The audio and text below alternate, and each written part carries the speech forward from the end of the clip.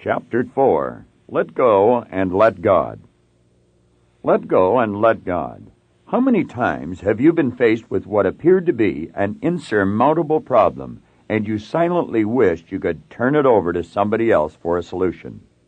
Or have you ever sat daydreaming, building magnificent images on the screen of your mind, wishing you had a certain sum of money, or wanting to take a trip to some exotic place, or possibly hoping to be able to purchase the automobile you have always wanted? Wouldn't it be fantastic if there was some magic formula that would give us the things we want and permit us to live the way we choose? Well, there is, and it has been around since time began. Therefore, you can have the things you want, all of them, and you will have them if you will only make the ideas in this book a part of your way of thinking, a part of your way of life. Make up your mind to read this chapter over and over 100 times if necessary, until you feel deep inside that you really comprehend the idea being expressed. For if you fail to grasp the idea presented to you in this chapter, the rest of the book will be of little value to you. However, once you do understand this chapter, it will be as if a tremendous light has gone on in your mind, truly illuminating your life, and you will realize you will never again be the same person you once were. No person, thing, or circumstance will intimidate you ever again. Your days of idle wishing will be brought to a halt. Happiness, health, and prosperity will follow you all the days of your life, and you will spend the rest of your years wanting to share your new understanding with everyone and anyone who is willing to take the time to listen and learn. Be aware, however, that many of the people whom you try to share your new awareness with are simply not ready for it. In fact, 9 out of 10 people will laugh and tell others you are odd when you have shared your formula, let go and let God, with them.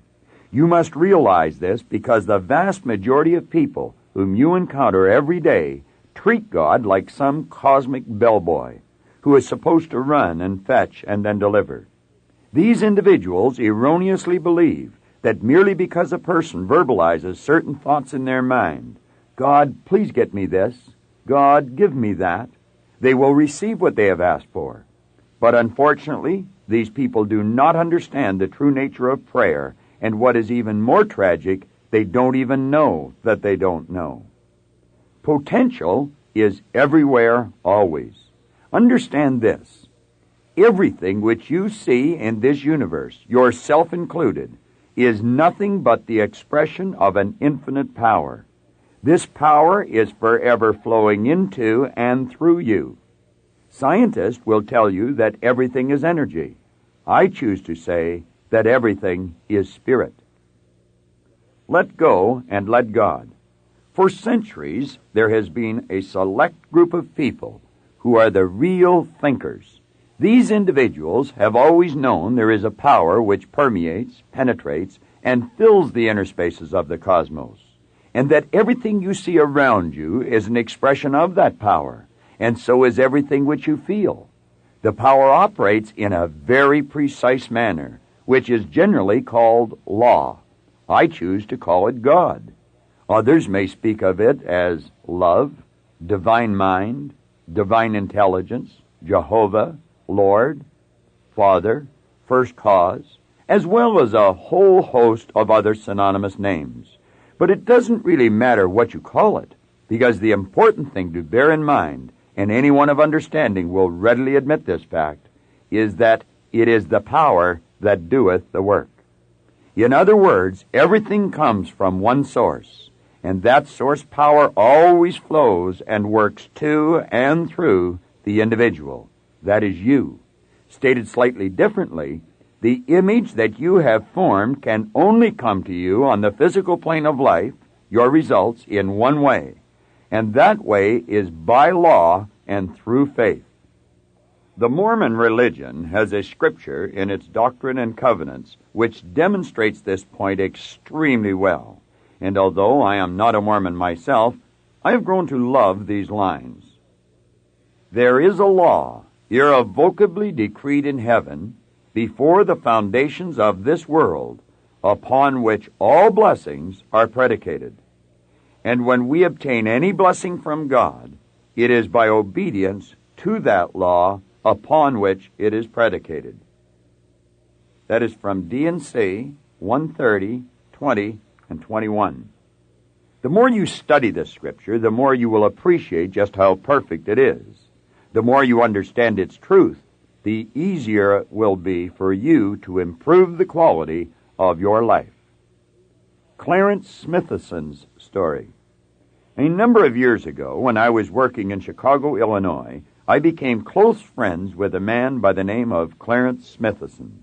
Since Clarence is not a celebrity by any means, I am sure you have never heard his name before. In fact, he is such a modest, self-effacing person that if he were to walk into a room crowded with people, you would probably not even notice him. Nevertheless, there is a certain indefinable spark in Clarence Smithson, which makes him one of the most remarkable individuals I have ever had the pleasure to know. In an attempt to identify this elusive quality, I have come up with the following hypothesis. Clarence Smithson, it seems to me, incorporates within his very being the principle upon which this entire chapter is based. Namely, if a person will let go and let God, for example, have faith that whatever must happen to him to achieve his goal will indeed occur, all things become possible. One day I confronted Clarence and asked him to share with me his view of faith, and more specifically, his explanation of why he personally seemed to possess such a concordia of this important attribute. True to his nature, he explained to me he had not developed a complicated philosophy with respect to the subject. He said everything he believed about faith could be summarized in a simple definition, and it was this definition which gave him the strength he needed to endure the trials and tribulations in his own life. Faith, he said, is the ability to see the invisible and believe in the incredible. And that is what enables believers to receive what the masses think is impossible. I have fallen in love with this particular definition and have shared it with countless numbers of people since Clarence first shared it with me. Using a slightly different vocabulary, I would make the observation, if you can show me a person who achieves great things, I can show you a person who has great faith in himself and in his ability to achieve what he images. In fact, there is absolutely no question in my mind that faith has always been the miracle worker throughout history. It is the connecting link between God and you, and therefore it is your most valuable non-physical possession. In truth, it is the cornerstone to everything you will ever build or achieve during the course of your entire lifetime. Comparatively few people today realize just how much faith in oneself, that part of oneself which is spiritually perfect, has to do with achievement, because the great majority of people never seem to conceive of faith as being a genuine creative force. Yet the truth is that not only is faith a bona fide power, but it is the greatest one we will ever encounter. In fact, I would go so far as to say that whatever you accomplish in your lifetime will be in direct proportion to the intensity and persistence of your faith. David and Goliath. Consider, for example, the biblical story of David and Goliath, which surely must rank as one of the greatest testaments ever written on the subject of faith. As you will recall, Goliath, the giant of Gath, came into the Israelite camp, boasting pompously and taunting the Israelites to select a man to do battle with him. The Israelites naturally were terrified, and not surprisingly, none of them leaped forward to accept the challenge.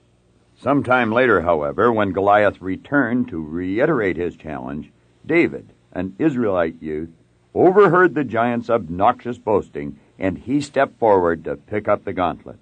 Finally, after much pleading before his elders for the dubious honor of facing Goliath in battle, the youth was accorded the great privilege of going forth to do battle.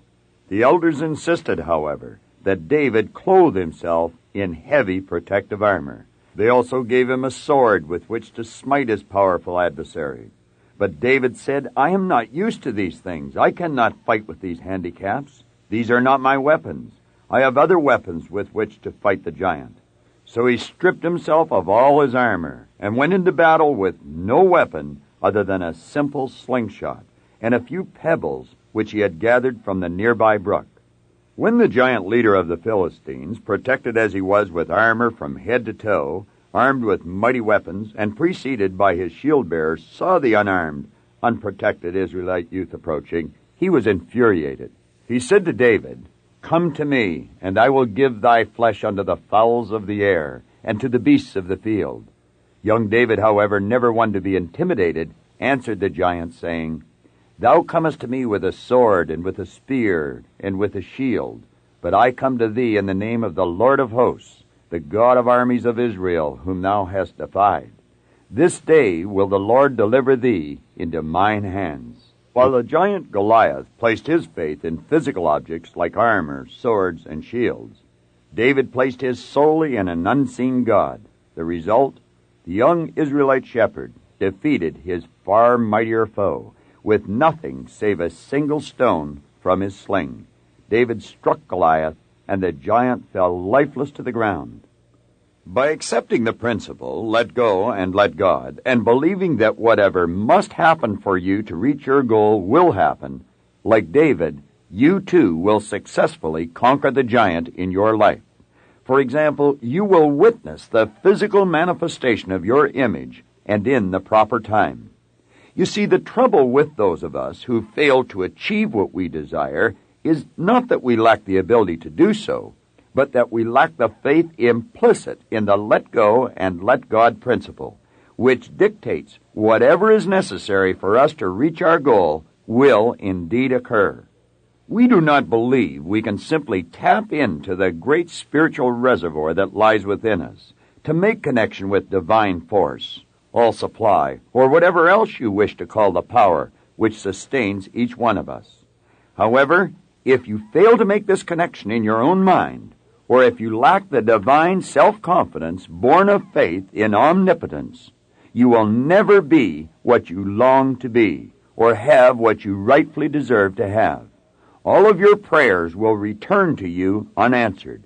Your best efforts will bear no fruit.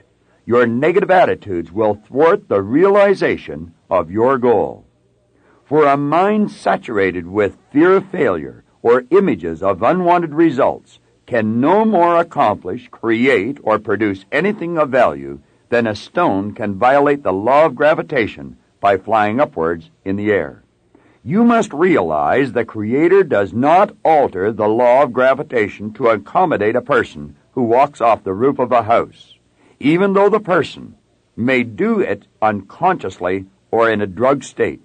Similarly, the creative principle of the law of achievement cannot be violated with impunity.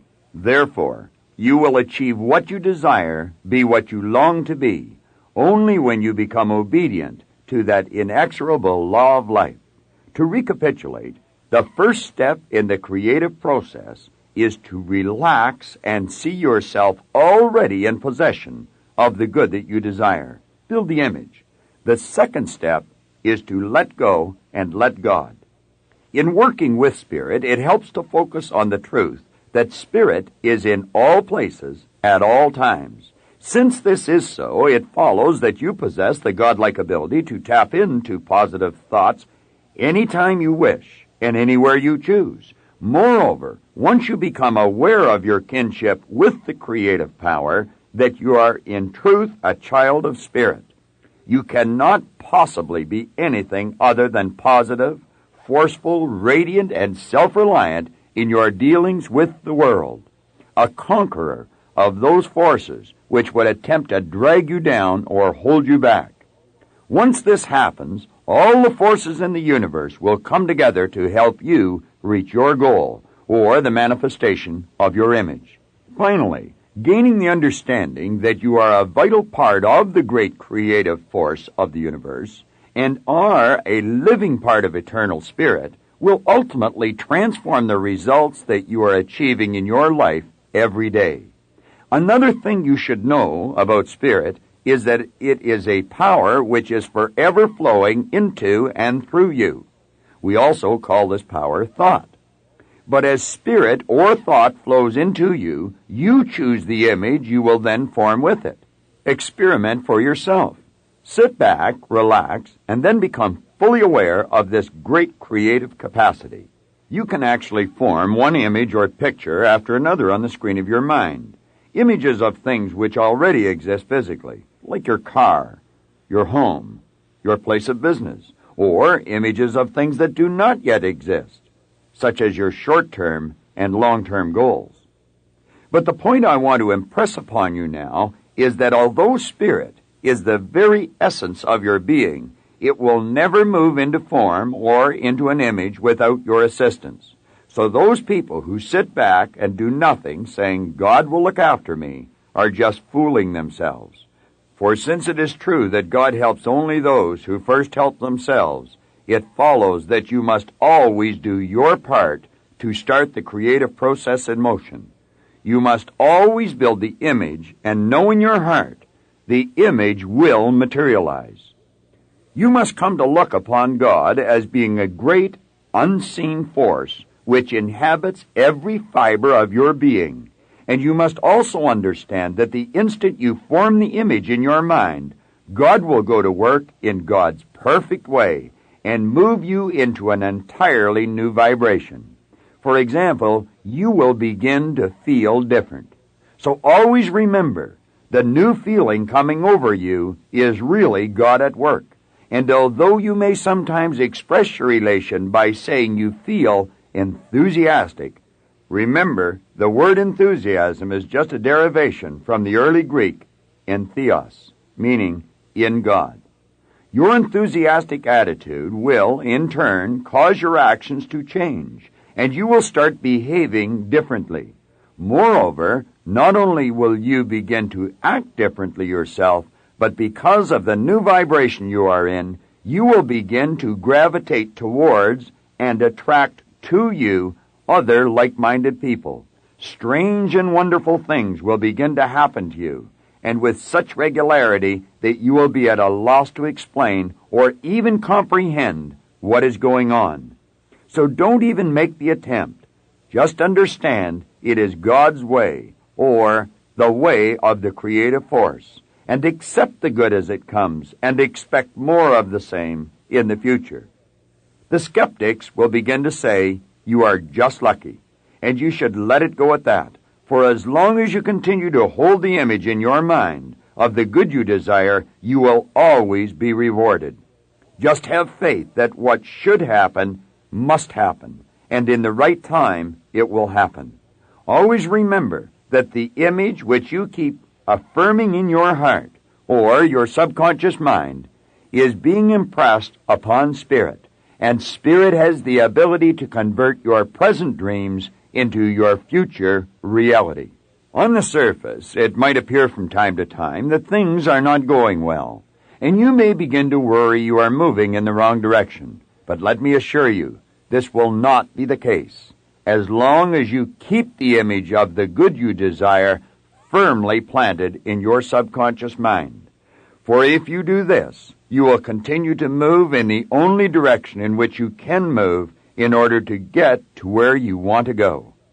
Don't forget, it is never sufficient to believe in yourself, divine self, only when you feel particularly enthusiastic, or when some particular good fortune has befallen you.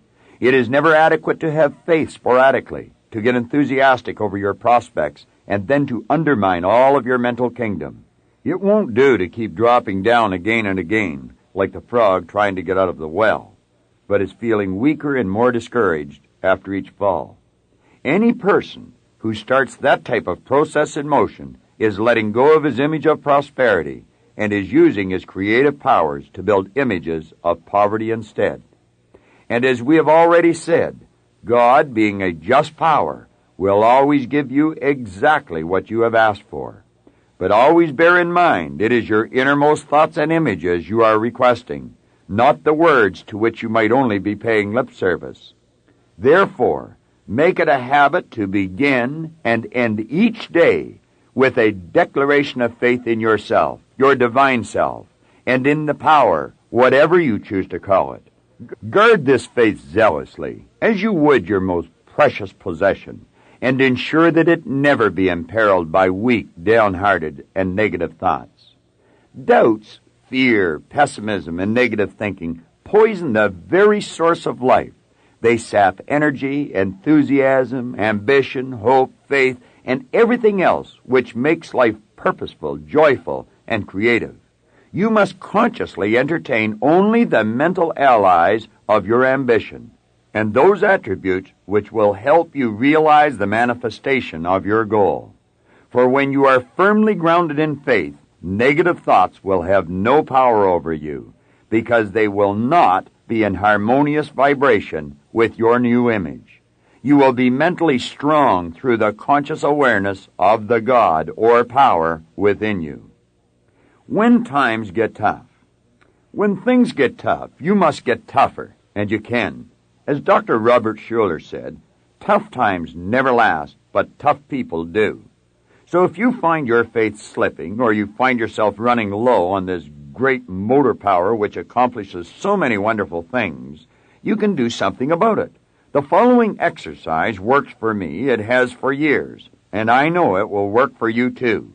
You can build huge reservoirs of mental power by simply employing a daily autosuggestive technique for the acquisition and strengthening of this greatest and most necessary of all human attributes, faith. Note that when you are giving yourself this mental treatment, you should always go off by yourself and speak out loud to yourself in a firm, deciding tone of voice. Verbalize what you are saying just as earnestly as if you were speaking to someone else whom you wish to impress with the great importance of what you are asserting. When you speak to yourself, begin with your own name and continue as follows. Bob, you are a child of God, and the being God made was never intended for the sort of weak, negative life you are leading. God made you for success, not failure. God never made anyone to be a failure. You are perverting the great object of your existence by giving way to these miserable doubts of yourself, of your ability to be what you desire with all your heart to be. You should be ashamed to go out amongst your associates with a long, sad, dejected face, as though you were a misfit, as though you lacked creative power within, as though you did not have the ability to do what your Creator sent you here to do. You were made to express what you long to express. Why not do this? Why not stand and walk like a conqueror, like a David who slew Goliath, instead of giving way to discouragement and doubt and carrying on like a failure? The image of perfection, the image of your Creator, lies within you. You must bring it to the center of your conscious thought and express it to the world. Don't disgrace your Maker by violating that image, by being everything but the magnificent success God intended you to be. There is a tremendous achievement force, an upbuilding and strengthening power in self-assertion, in the asserting of the I am. This is not egotism, not the glorification of the parody of the man or woman, which wrong thinking or wrong living has made. It is simply the assertion of your kinship with the force, a strong appeal in the first person to your other self, your ideal self, the self you feel you are intended by your Creator to be, and which sometime, somewhere, you shall most certainly be. Do not force it to happen. There should be no force associated with the manifestation of your image, because force negates. That is, because trying to force things to happen is generally caused by trying to do it your way, and your way is not necessarily God's way. Therefore, learn to follow the quiet voice within that speaks in feelings rather than words. Follow what you hear inside rather than what others may be telling you to do. Be aware that the quiet voice within often tells you to do things which run counter to the way most people live their lives. But do not be unduly concerned by this, for many of the world's greatest leaders were considered heretics by their peers, simply because they chose to march to the tune of a different drummer. These individuals were following the quiet voice within them, rather than doing the things considered fashionable in their day. So let your image sink deep into the treasury of your subconscious mind. Let yourself get totally emotionally involved with your image, because by doing this, you are letting go and letting God, and Spirit, moving within, will never lead you in any direction but the right one. Understand, moreover, that if you should falter for any reason and go your own way, the minute you recognize your error and reaffirm your image, Spirit will pick up right where it left off when you chose to take over the controls. Then you will instantaneously be back in the right vibration and on the correct pathway, leading to success in life. First principle, relax and see yourself already in possession of the good that you desire. Second principle, let go and let God.